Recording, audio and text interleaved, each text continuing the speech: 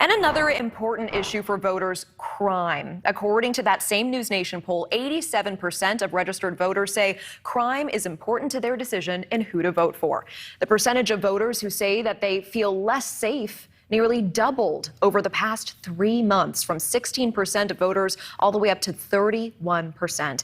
And as for which party voters trust to handle crime, not a ringing endorsement for either, actually. 43% trust Republicans, barely 1 in 3 trust Democrats on crime. And joining us now, TJ Smith, retired Anne Arundel County Police Commander.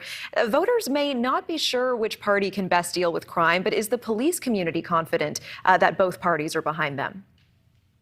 You know, I think that is the big question right now, because you're watching the January 6 hearings, of course, with what all happened there with police being assaulted and the Republicans not supporting the investigations there. But then you look at some Democratic cities across the country and you wonder if the support is there.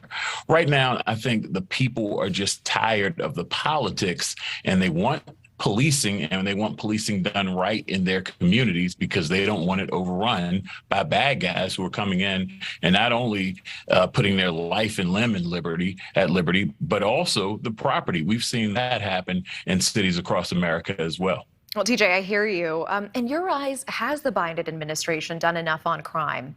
Is it fair on the GOP's fault to place so much blame on him?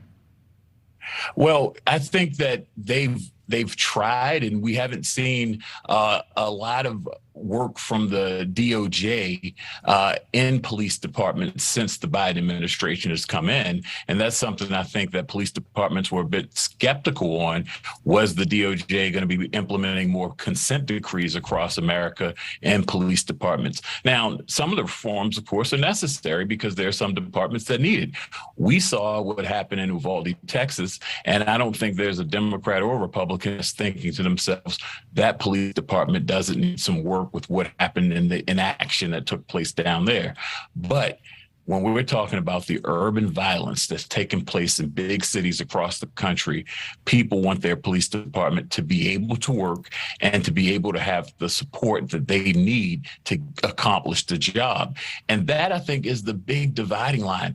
This big push and shove match that's going on when there are officers out there that violate their oath of office and you throw the baby out with the bathwater isn't working for a lot of people. It isn't working for a lot of people in the urban centers as well. And the poll bear those numbers up. I mean, absolutely. And we were taking a look at those numbers a moment ago in the big cities as you were talking about them. Crime up 37% in New York, 35% in Chicago. I mean, is this a runaway train? Will we see crime just continue to increase before the next election? Well, I think you're going to see certain cities make some definitive moves. Here in Baltimore, we had a prosecutor who was just unseated here who had more of a progressive philosophy. 70% of the primary voters here voted for someone other than that prosecutor. Of course, we saw what happened in San Francisco. We've kind of seen the mayor in Philadelphia throw his hands up and say, I don't know, I'm just basically waiting for this term to end so I can move on. He said he hasn't even visited or spoken to a family member of a homicide. So you have some places where it's just sheer exhaustion.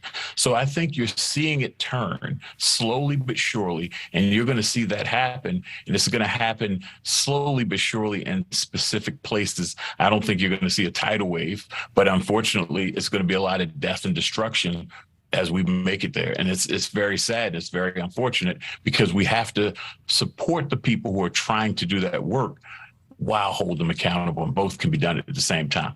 TJ Smith, we appreciate how eloquently you speak about this. Thank you so much for your time tonight.